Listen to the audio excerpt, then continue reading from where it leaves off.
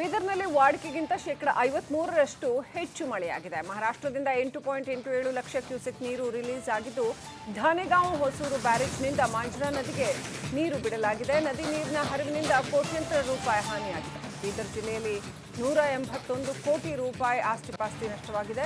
ಜಿಲ್ಲೆಯ 196 ಮನೆಗಳಿಗೆ ಮಳೆ ನೀರು ನುಗ್ಗಿದೆ. 1.66 ಲಕ್ಷ ಹೆಕ್ಟೇರ್ ಕೃಷಿ ಭೂಮಿ, ತೋಟಗಾರಿಕಾ ಬೆಳೆಗಳು ನಾಶವಾಗಿದೆ. ಭಾಲ್ಕಿ ತಾಲೂಕು ಒಂದರಲ್ಲೇನೆ 16 ಸೇತುವೆಗಳು ಬಂದ್ ಆಗಿಬಿಟ್ಟಿದೆ. ಹಾನಿ ಪ್ರದೇಶಕ್ಕೆ ಉಸ್ತುವಾರಿ ಸಚಿವ ಈಶ್ವರ್ ಖಂಡ್ರೆ ಭೇಟಿ ನೀಡಿದ್ದಾರೆ.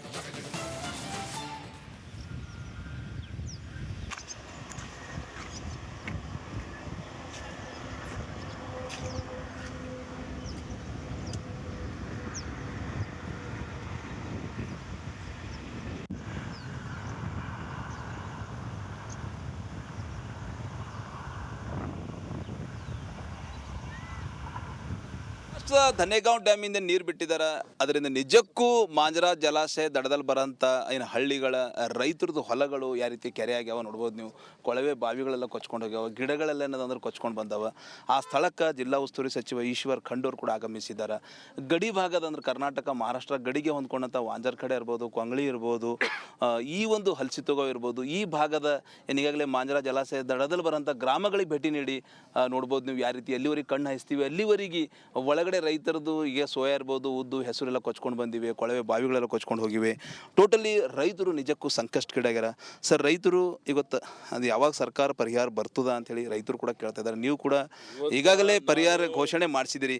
ರೈತರಿಗೆ ಏನೊಂದು ಭರವಸೆ ಕೊಡ್ತೀರಿ ಸರ್? ಏನು ಪೀಡಿತ ಪ್ರದೇಶಗಳಿಗೆ ನಾನು ಅಧಿಕಾರಿಗಳ ಜೊತೆಯಲ್ಲಿ ಭೇಟಿ ಕೊಟ್ಟಿದ್ದೇನೆ. ನಿಜವಾಗಿಯೂ ರೈತರು ಬಹಳ ಸಂಕಷ್ಟದಲ್ಲಿದ್ದಾರೆ. ಈಗ ನಾನು ನೋಡ್ತಾ ಇದ್ದೇನೆ, ಈ ಮಾಂಜ್ರಾ ಪ್ರವಾಹದಿಂದ ಮತ್ತು ಮಹಾರಾಷ್ಟ್ರದಿಂದ ನೀರು ಬಿಟ್ಟಿದ್ದಾರೆ. ಅದನ್ನು 100 ಎಕರೆ ರೈತರ ಭೂಮಿ ಸಂಪೂರ್ಣವಾಗಿ ಜಲಾವೃತವಾಗಿಕೊಂಡಿದೆ, ಸಂಪೂರ್ಣ ಸಬ್ಮರ್ಜ್ ಆಗಿದೆ. ಇದರಿಂದ ಅವ್ರು ಬೆಳೆದಂಥ ಸೋಯಾ ಬೆಳೆ ಹಾಳಾಗಿದೆ, ತೊಗರಿ ಇದೆ ಹಾಳಾಗಿದೆ, ಉದ್ದು, ಹೆಸರು ಹಾಳಾಗಿದೆ. ಅವರಿಗೆ ಪರಿಹಾರನೂ ಕೊಡ್ತೇವೆ ಮತ್ತು ಅವರಿಗೆ ಅವರ ಹೊಲಗದ್ದೆಗಳಲ್ಲಿ ಇವತ್ತೇನು ಅವರಿಗೆ ಕೆಲಸ ಮಾಡಲಿಕ್ಕೆ ಒಂದು ಸಣ್ಣ ಬ್ರಿಡ್ಜ್ ಮಾಡಿಕೊಡ್ಬೇಕು ಅಂತ ಕೇಳಿದ್ದಾರೆ. ಅದನ್ನು ಮಾಡಲಿಕ್ಕೆ ಆ ಪ್ರಸ್ತಾವನೆ ಸಲ್ಲಿಸಲಿಕ್ಕೆ ಅಧಿಕಾರಿಗಳಿಗೆ ಹೇಳಿದ್ದೇನೆ. ಮುಂದೆ ಇಂಥ ಒಂದು ಸಮಸ್ಯೆ ಬರದ ರೀತಿಯಲ್ಲಿ ಶಾಶ್ವತವಾದಂಥ ಒಂದು ಪರಿಹಾರ ಕೊಡಲಿಕ್ಕೆ ಪ್ರಾಮಾಣಿಕವಂತ ಪ್ರಯತ್ನ ಮಾಡ್ತೇವೆ. ಸರ್, ಸಾಕಷ್ಟು ಕಡೆ ಅಂದರೆ ಈಗ ಕರ್ನಾಟಕ ಮಹಾರಾಷ್ಟ್ರ ಸಂಪರ್ಕ ಕೂಡ ಕಟ್ಟಾಗಿದೆ. ಅಂದರೆ ಬ್ರಿಡ್ಜ್ಗಳೆಲ್ಲ ರಸ್ತೆಗಳೆಲ್ಲ ಕೊಚ್ಕೊಂಡು ಹೋಗಿವೆ ಸರ್. ಗಡಿ ಭಾಗ ಜನ ನಿಮ್ಮ ಎದುರು ಗೋಳನ್ನು ತೋಡ್ಕೋತಾ ಇದ್ದಾರೆ. ಈ ಡೆವಲಪ್ಮೆಂಟ್ಗೋಸ್ಕರ ಸೇತುವೆಗಳು ಮಹಾರಾಷ್ಟ್ರ ಸರ್ಕಾರದೊಂದಿಗೆ ಯಾವ ರೀತಿ ಅವರೊಂದಿಗೆ ಅವ್ರ ಗಮನಕ್ಕೂ ಯಾವ ರೀತಿ ನೋಡಿ, ಕೆಲವೊಂದು ಮಹಾರಾಷ್ಟ್ರಲ್ಲಿ ಬರ್ತವೆ. ಹೀಗಾಗಿ ಮಹಾರಾಷ್ಟ್ರ ಮುಖ್ಯಮಂತ್ರಿಗಳಿಗೆ ನಾನು ಭೇಟಿ ಆಗ್ತೇನೆ. ನಮ್ಮ ಸನ್ಮಾನ ಮುಖ್ಯಮಂತ್ರಿಗಳ ಕಡೆಯಿಂದ ಮಹಾರಾಷ್ಟ್ರ ಮುಖ್ಯಮಂತ್ರಿಗಳು ಪತ್ರವನ್ನು ಬರೆಸ್ತಾನೆ ಮತ್ತು ನಮ್ಮ ಜಿಲ್ಲಾಡಳಿತ ಲಾತೂರ್ ಜಿಲ್ಲಾಡಳಿತದ ಜೊತೆಯಲ್ಲಿ ಸಂಪರ್ಕದಲ್ಲಿದ್ದುಕೊಂಡು ಇವತ್ತನ್ನು ಸರಿಪಡಿಸಲಿಕ್ಕೆ ಒಂದು ಪ್ರಸ್ತಾವನೆ ನಾವು ಸಲ್ಲಿಸ್ತೇವೆ. ಪರಸ್ಪರ ಅಂತಾರಾಜ್ಯ ಸಹಕಾರದಿಂದ ಇವತ್ತೇನು ಮತ್ತೆ ಪುನಃ ನಮ್ಮದೇನು ಸಂಪರ್ಕ ಪುನರ್ ನಿರ್ಮಾಣ ಮಾಡಲಿಕ್ಕೆ, ಪುನಃ ಸ್ಥಾಪನೆ ಮಾಡಲಿಕ್ಕೆ ಎಲ್ಲ ರೀತಿಯ ಪ್ರಯತ್ನಗಳು ಮಾಡ್ತೇವೆ. ಸರ್, ಅಂದರೆ ಸಾಕಷ್ಟು ಮಳೆ ಬರ್ತಾ ಇತ್ತು, ಮಳೆ ಅಂತೂ ಇದೆ, ಪ್ರವಾಹ ಅಂದರೆ ಇಷ್ಟು ಮಟ್ಟಿಗೆ ಹಾನಿ ಆಗ್ತಾ, ಇಷ್ಟು ಮಟ್ಟಿಗೆ ನೀರು ಬಿಡ್ತಾರ ನಿರೀಕ್ಷೆ ಐತೆ ಅಂತ ತಾವು ಕೂಡ ಸತತವಾಗಿ ಸಂಪರ್ಕದಲ್ಲಿ ಇದು ಹವಾಮಾನ ಬದಲಾವಣೆ ಎಫೆಕ್ಟ್. ಹವಾಮಾನ ಬದಲಾವಣೆಯಿಂದ ಯಾವ ಸಮಯದಲ್ಲಿ ಮಳೆ ಬರಬೇಕು ಆ ಸಮಯದಲ್ಲಿ ಬರ್ತಾ ಇಲ್ಲ. ಜೂನಲ್ಲಿ ಕೊರತೆ ಇತ್ತು, ಜುಲೈಯಲ್ಲಿ ಕೊರತೆ ಇತ್ತು, ಆಗಸ್ಟ್ ಸೆಪ್ಟೆಂಬರಲ್ಲಿ ಡಬಲ್ ಆಗಿದೆ. ಒಂದು ತಿಂಗಳಲ್ಲಿ ಬರುವಂಥ ಮಳೆ ಒಂದು ವಾರದಲ್ಲಿ ಬರ್ತಾ ಇದೆ, ಒಂದು ವಾರದಲ್ಲಿ ಬರುವಂಥ ಮಳೆ ಒಂದೇ ದಿವಸದಲ್ಲಿ ಬರ್ತಾ ಇದೆ. ಒಂದು ದಿವಸ 220 mm ಮಳೆ ಆಗಿದೆ ನಮ್ಮಲ್ಲಿ ಔರಾದ್ನಲ್ಲಿ. ಅಂದರೆ ಇವೆಲ್ಲ ಕಾರಣಗಳಿದ್ದಾವೆ. ಈಗ ಈ ಪ್ರಕೃತಿ ವಿಕೋಪವನ್ನು ಇದಕ್ಕೆ ತಡೆಗಟ್ಟಲಿಕ್ಕೆ ನಾವೆಲ್ಲ ರೀತಿಯ ಮುಂದಾಲೋಚನೆ ಇಟ್ಕೊಂಡು ಕ್ರಮಗಳು ತೆಗೆದುಕೊಳ್ಬೇಕಾಗ್ತದೆ. ಮತ್ತು ಈಗ ಜಿಲ್ಲೆಯ ರೈತರಿಗೆ ಅಂದರೆ ಈಗಾಗಲೇ ಮುಖ್ಯಮಂತ್ರಿಗಳು ಪರಿಹಾರ ಅಂತ ಘೋಷಣೆ ಮಾಡಿದ್ದಾರೆ. ಜಿಲ್ಲೆಯ ರೈತರಿಗೆ ಏನೊಂದು ಭರವಸೆ ಕೊಡ್ತಾರೆ ಸರ್? ಎಷ್ಟು ಪರಿಹಾರ, ಎಷ್ಟು ದಿನ? ಜಿಲ್ಲೆಯ ರೈತರು ಆತಂಕ ಪಡೋ ಅವಶ್ಯಕತೆ ಇಲ್ಲ. 15 ದಿವಸ ಒಳಗಾಗಿ ಅವರಿಗೆ ಅವರ ಖಾತೆಯಲ್ಲಿ ಪರಿಹಾರ ಹಣ ಜಮಾ ಮಾಡುವಂಥ ಕೆಲಸ ಸರ್ಕಾರ ಮಾಡ್ತದೆ.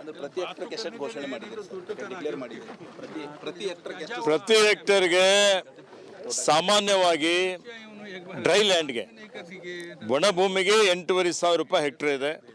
ನಾವು ರಾಜ್ಯ ಸರ್ಕಾರದೊಂದು ಹೆಚ್ಚುವರಿ 8,000 ಕೊಡ್ತಾ ಇದ್ದೇವೆ. ನೀರಾವರಿ ಭೂಮಿಗೆ 18,000 ರೂಪಾಯಿ ಪರ್ ಹೆಕ್ಟೇರ್ ಇದೆ. ರಾಜ್ಯ ಸರ್ಕಾರದ ವತಿಯಿಂದ ಅವರಿಗೂ 8,500 ರೂಪಾಯಿ ಹೆಚ್ಚುವರಿಯಾಗಿ ಕೊಡ್ತಾ ಇದ್ದೇವೆ. ಪೆರೆನಿಯಲ್ ಕ್ರಾಪ್ಗೆ ನಾವು ಸುಮಾರು ಇವತ್ತು 22,000 ಇದೆ. ಅದಕ್ಕೆ ನಾವು 8,500 ಅಂತ ಹೇಳಿದರೆ 22ಕ್ಕೆ 8,500 30,500 ರೂಪಾಯಿ ಕೊಡುವಂಥದ್ದು ನಾವು ಈಗಾಗಲೇ ತೀರ್ಮಾನ ಮಾಡಿ ಘೋಷಣೆ ಮಾಡಿದ್ದೇವೆ. ಸೊ 100 ಕೋಟಿ ರೂಪಾಯಿ ದೀಪಾವಳಿ ಹಬ್ಬಕ್ಕೆ ರೈತರು ದೀಪಾವಳಿ ಒಳಗಾಗಿ ರೈತರಿಗೆ ಪರಿಹಾರ ಕೊಡ್ತೇವೆ. ಸೊ ಇದು ಸಚಿವ ಈಶ್ವರ್ ಖಂಡ್ರೆ ಅವರ ಮಾತಂತ ಹೇಳ್ಬೋದು. ದೀಪಾವಳಿ ಹಬ್ಬದ ಒಳಗಾಗಿ ಏನು ಬೆಳೆ ಕಳ್ಕೊಂಡಂತ ರೈತರಿಗೆ ನಾವು ಪರಿಹಾರ ಕೊಟ್ಟೇ ಕೊಡ್ತೀವಿ ಅನ್ನೋ ಭರವಸೆ ಆ ಸಚಿವ ಈಶ್ವರ್ ಖಂಡ್ರೆ ಕೊಡ್ತಾ ಇದ್ದಾರೆ ಅಂತ ಹೇಳ್ಬೋದು. ಕ್ಯಾಮ್ರಾ ಪರ್ಸನ್ ಭರತ್ ಜೊತೆ ನಾನು ಮಲ್ಲಿಕಾರ್ಜುನ ಮರ್ಕಲ, ರಿಪಬ್ಲಿಕ್ ಕನ್ನಡ, ಬೀದರ್. ಬೀದರ್ನಲ್ಲಿ ವಾಡಿಕೆಗಿಂತ ಶೇಕಡ 53ರಷ್ಟು ಹೆಚ್ಚು ಮಳೆಯಾಗಿದೆ. ಮಹಾರಾಷ್ಟ್ರದಿಂದ 8.87 ಲಕ್ಷ ಕ್ಯೂಸೆಕ್ ನೀರು ರಿಲೀಸ್ ಆಗಿದ್ದು, ಧಾನೆಗಾಂವ್ ಹೊಸೂರು ಬ್ಯಾರೇಜ್ನಿಂದ ಮಾಂಜ್ರಾ ನದಿಗೆ ನೀರು ಬಿಡಲಾಗಿದೆ. ನದಿ ನೀರಿನ ಹರಿವಿನಿಂದ ಕೋಟ್ಯಂತರ ರೂಪಾಯಿ ಹಾನಿಯಾಗಿದೆ. ಬೀದರ್ ಜಿಲ್ಲೆಯಲ್ಲಿ 181 ಕೋಟಿ ರೂಪಾಯಿ ಆಸ್ತಿಪಾಸ್ತಿ ನಷ್ಟವಾಗಿದೆ. ಜಿಲ್ಲೆಯ 196 ಮನೆಗಳಿಗೆ ಮಳೆ ನೀರು ನುಗ್ಗಿದೆ. 1.66 ಲಕ್ಷ ಹೆಕ್ಟೇರ್ ಕೃಷಿ ಭೂಮಿ, ತೋಟಗಾರಿಕಾ ಬೆಳೆಗಳು ನಾಶವಾಗಿದೆ. ಭಾಲ್ಕಿ ತಾಲೂಕು ಒಂದರಲ್ಲೇನೆ 16 ಸೇತುವೆಗಳು ಬಂದ್ ಆಗಿಬಿಟ್ಟಿದೆ. ಹಾನಿ ಪ್ರದೇಶಕ್ಕೆ ಉಸ್ತುವಾರಿ ಸಚಿವ ಈಶ್ವರ್ ಖಂಡ್ರೆ ಭೇಟಿ ನೀಡಿದ್ದಾರೆ.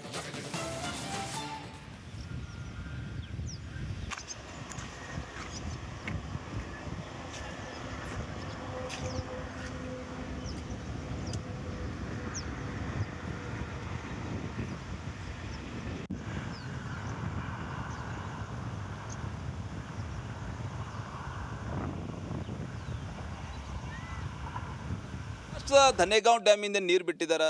ಅದರಿಂದ ನಿಜಕ್ಕೂ ಮಾಂಜ್ರಾ ಜಲಾಶಯ ದಡದಲ್ಲಿ ಬರೋಂಥ ಏನು ಹಳ್ಳಿಗಳ ರೈತರದ್ದು ಹೊಲಗಳು ಯಾವ ರೀತಿ ಕೆರೆ ಆಗ್ಯಾವ ನೋಡ್ಬೋದು ನೀವು. ಕೊಳವೆ ಬಾವಿಗಳೆಲ್ಲ ಕೊಚ್ಕೊಂಡು ಹೋಗ್ಯಾವ, ಗಿಡಗಳೆಲ್ಲ ಏನದಂದ್ರೆ ಕೊಚ್ಕೊಂಡು ಬಂದವ. ಆ ಸ್ಥಳಕ್ಕೆ ಜಿಲ್ಲಾ ಉಸ್ತುವಾರಿ ಸಚಿವ ಈಶ್ವರ್ ಖಂಡ್ರೆ ಕೂಡ ಆಗಮಿಸಿದ್ದಾರೆ.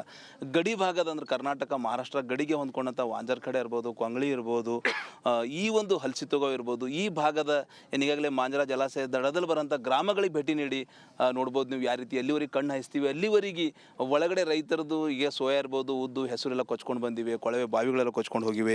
ಟೋಟಲಿ ರೈತರು ನಿಜಕ್ಕೂ ಸಂಕಷ್ಟಕ್ಕೀಡಾಗ್ಯಾರ.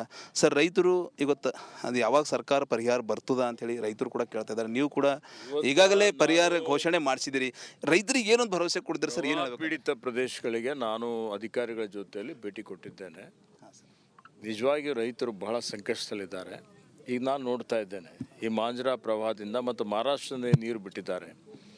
ಅದನ್ನು 100 ಎಕರೆ ರೈತರ ಭೂಮಿ ಸಂಪೂರ್ಣವಾಗಿ ಜಲಾವೃತವಾಗಿಕೊಂಡಿದೆ, ಸಂಪೂರ್ಣ ಸಬ್ಮರ್ಜ್ ಆಗಿದೆ. ಇದರಿಂದ ಅವ್ರು ಬೆಳೆದಂಥ ಸೋಯಾ ಬೆಳೆ ಹಾಳಾಗಿದೆ, ತೊಗರಿ ಇದೆ ಹಾಳಾಗಿದೆ, ಉದ್ದು ಹೆಸರು ಹಾಳಾಗಿದೆ. ಅವರಿಗೆ ಪರಿಹಾರನೂ ಕೊಡ್ತೇವೆ ಮತ್ತು ಅವರಿಗೆ ಅವರ ಹೊಲಗದ್ದೆಗಳಲ್ಲಿ ಇವತ್ತೇನು ಅವರಿಗೆ ಕೆಲಸ ಮಾಡಲಿಕ್ಕೆ ಒಂದು ಸಣ್ಣ ಬ್ರಿಡ್ಜ್ ಮಾಡಿಕೊಡ್ಬೇಕು ಅಂತ ಕೇಳಿದ್ದಾರೆ. ಅದನ್ನು ಮಾಡಲಿಕ್ಕೆ ಆ ಪ್ರಸ್ತಾವನೆ ಸಲ್ಲಿಸಲಿಕ್ಕೆ ಅಧಿಕಾರಿಗಳಿಗೆ ಹೇಳಿದ್ದೇನೆ. ಮುಂದೆ ಇಂಥ ಒಂದು ಸಮಸ್ಯೆ ಬರದ ರೀತಿಯಲ್ಲಿ ಶಾಶ್ವತವಾದಂಥ ಒಂದು ಪರಿಹಾರ ಕೊಡಲಿಕ್ಕೆ ಪ್ರಾಮಾಣಿಕವಂತ ಪ್ರಯತ್ನ ಮಾಡ್ತೇವೆ. ಸರ್, ಸಾಕಷ್ಟು ಕಡೆ ಅಂದ್ರೆ ಈಗ ಕರ್ನಾಟಕ ಮಹಾರಾಷ್ಟ್ರ ಸಂಪರ್ಕ ಕೂಡ ಕಟ್ಟಾಗಿದೆ. ಅಂದರೆ ಬ್ರಿಡ್ಜ್ಗಳೆಲ್ಲ ರಸ್ತೆಗಳೆಲ್ಲ ಕೊಚ್ಕೊಂಡು ಹೋಗಿವೆ ಸರ್. ಗಡಿ ಭಾಗ ಜನ ನಿಮ್ಮ ಎದುರು ಗೋಳನ್ನು ತೋಡ್ಕೋತಾ ಇದ್ದಾರೆ. ಈ ಡೆವಲಪ್ಮೆಂಟ್ಗೋಸ್ಕರ ಸೇತುವೆಗಳು ಮಹಾರಾಷ್ಟ್ರ ಸರ್ಕಾರದೊಂದಿಗೆ ಯಾವ ರೀತಿ ಅವ್ರ ಗಮನಕ್ಕೂ ಯಾವ ರೀತಿ ನೋಡಿ, ಕೆಲವೊಂದು ಮಹಾರಾಷ್ಟ್ರಲ್ಲಿ ಬರ್ತವೆ. ಹೀಗಾಗಿ ಮಹಾರಾಷ್ಟ್ರ ಮುಖ್ಯಮಂತ್ರಿಗಳಿಗೆ ನಾನು ಭೇಟಿ ಆಗ್ತೇನೆ. ನಮ್ಮ ಸನ್ಮಾನ ಮುಖ್ಯಮಂತ್ರಿಗಳ ಕಡೆಯಿಂದ ಮಹಾರಾಷ್ಟ್ರ ಮುಖ್ಯಮಂತ್ರಿಗಳು ಪತ್ರವನ್ನು ಬರೆಸ್ತಾನೆ. ಮತ್ತು ನಮ್ಮ ಜಿಲ್ಲಾಡಳಿತ, ಲಾತೂರ್ ಜಿಲ್ಲಾಡಳಿತದ ಜೊತೆಯಲ್ಲಿ ಸಂಪರ್ಕದಲ್ಲಿ ಇದ್ದುಕೊಂಡು ಇವತ್ತನ್ನು ಸರಿಪಡಿಸಲಿಕ್ಕೆ ಒಂದು ಪ್ರಸ್ತಾವನೆ ನಾವು ಸಲ್ಲಿಸ್ತೇವೆ. ಪರಸ್ಪರ ಅಂತಾರಾಜ್ಯ ಸಹಕಾರದಿಂದ ಇವತ್ತೇನು ಮತ್ತೆ ಪುನಃ ನಮ್ಮದೇನು ಸಂಪರ್ಕ ಪುನರ್ ನಿರ್ಮಾಣ ಮಾಡಲಿಕ್ಕೆ, ಪುನಃ ಸ್ಥಾಪನೆ ಮಾಡಲಿಕ್ಕೆ ಎಲ್ಲ ರೀತಿಯ ಪ್ರಯತ್ನಗಳು ಮಾಡ್ತೇವೆ. ಸರ್, ಅಂದರೆ ಸಾಕಷ್ಟು ಮಳೆ ಬರ್ತಾ ಇತ್ತು, ಮಳೆ ಅಂತೂ ಇದೆ, ಪ್ರವಾಹ ಅಂದರೆ ಇಷ್ಟು ಮಟ್ಟಿಗೆ ಹಾನಿ ಆಗ್ತಾ, ಇಷ್ಟು ಮಟ್ಟಿಗೆ ನೀರು ಬಿಡ್ತಾರ ನಿರೀಕ್ಷೆ ಐತೆ ಅಂತ ತಾವು ಕೂಡ ಸತತವಾಗಿ ಸಂಪರ್ಕದಲ್ಲಿ ಇದು ಹವಾಮಾನ ಬದಲಾವಣೆ ಎಫೆಕ್ಟ್. ಹವಾಮಾನ ಬದಲಾವಣೆಯಿಂದ ಯಾವ ಸಮಯದಲ್ಲಿ ಮಳೆ ಬರಬೇಕು ಆ ಸಮಯದಲ್ಲಿ ಬರ್ತಾ ಇಲ್ಲ. ಜೂನಲ್ಲಿ ಕೊರತೆ ಇತ್ತು, ಜುಲೈಯಲ್ಲಿ ಕೊರತೆ ಇತ್ತು, ಆಗಸ್ಟ್ ಸೆಪ್ಟೆಂಬರಲ್ಲಿ ಡಬಲ್ ಆಗಿದೆ. ಒಂದು ತಿಂಗಳಲ್ಲಿ ಬರುವಂಥ ಮಳೆ ಒಂದು ವಾರದಲ್ಲಿ ಬರ್ತಾ ಇದೆ, ಒಂದು ವಾರದಲ್ಲಿ ಬರುವಂಥ ಮಳೆ ಒಂದೇ ದಿವಸದಲ್ಲಿ ಬರ್ತಾ ಇದೆ. ಒಂದು ದಿವಸ 220 mm ಮಳೆ ಆಗಿದೆ ನಮ್ಮಲ್ಲಿ ಔರಾದ್ನಲ್ಲಿ. ಅಂದರೆ ಇವೆಲ್ಲ ಕಾರಣಗಳಿದ್ದಾವೆ. ಈಗ ಈ ಪ್ರಕೃತಿ ವಿಕೋಪವನ್ನು ಇದಕ್ಕೆ ತಡೆಗಟ್ಟಲಿಕ್ಕೆ ನಾವೆಲ್ಲ ರೀತಿಯ ಮುಂದಾಲೋಚನೆ ಇಟ್ಕೊಂಡು ಕ್ರಮಗಳು ತೆಗೆದುಕೊಳ್ಬೇಕಾಗ್ತದೆ. ಮತ್ತು ಈಗ ಜಿಲ್ಲೆಯ ರೈತರಿಗೆ ಅಂದರೆ ಈಗಾಗಲೇ ಮುಖ್ಯಮಂತ್ರಿಗಳು ಪರಿಹಾರ ಅಂತ ಘೋಷಣೆ ಮಾಡಿದ್ದಾರೆ. ಜಿಲ್ಲೆಯ ರೈತರಿಗೆ ಏನೊಂದು ಭರವಸೆ ಕೊಡ್ತಾರೆ ಸರ್? ಎಷ್ಟು ಪರಿಹಾರ, ಎಷ್ಟು ದಿನ? ಜಿಲ್ಲೆಯ ರೈತರು ಆತಂಕ ಪಡೋ ಅವಶ್ಯಕತೆ ಇಲ್ಲ. 15 ದಿವಸ ಒಳಗಾಗಿ ಅವರಿಗೆ ಅವರ ಖಾತೆಯಲ್ಲಿ ಪರಿಹಾರ ಹಣ ಜಮಾ ಮಾಡುವಂಥ ಕೆಲಸ ಸರ್ಕಾರ ಮಾಡ್ತದೆ. ಪ್ರತಿ ಹೆಕ್ಟರ್ಗೆ ಎಷ್ಟು ಘೋಷಣೆ ಮಾಡಿದೆ? ಪ್ರತಿ ಹೆಕ್ಟರ್ಗೆ ಸಾಮಾನ್ಯವಾಗಿ ಡ್ರೈ ಲ್ಯಾಂಡ್ಗೆ, ಒಣ ಭೂಮಿಗೆ 8,500 ರೂಪಾಯಿ ಹೆಕ್ಟರ್ ಇದೆ.